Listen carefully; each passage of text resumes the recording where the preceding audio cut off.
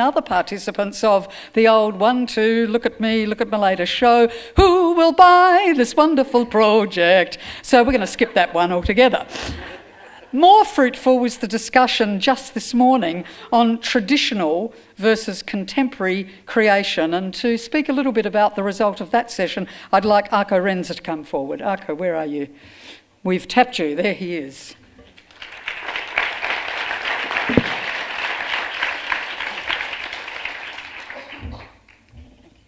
Hello everybody. So we had this panel downstairs about traditional and contemporary, and there were a lot of exciting contributions by everybody present, without any conclusive result, of course, and that is very good. And nobody expected that anyways.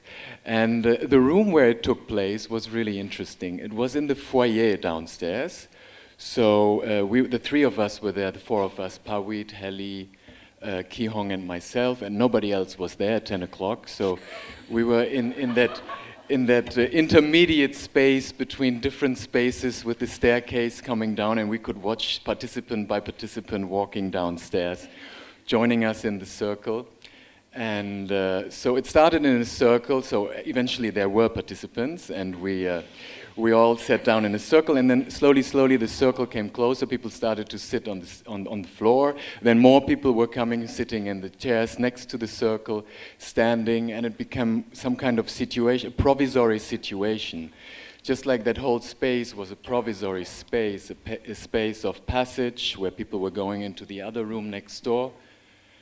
And the room somehow became for me an image for this IETM, which is it was a place for passage, something, an ongoing process where we meet for a moment and where we start to discuss something and where we transform a space which is apparently ordinary into a space of dialogue and negotiation, which took place down there in the foyer for about 1 hour.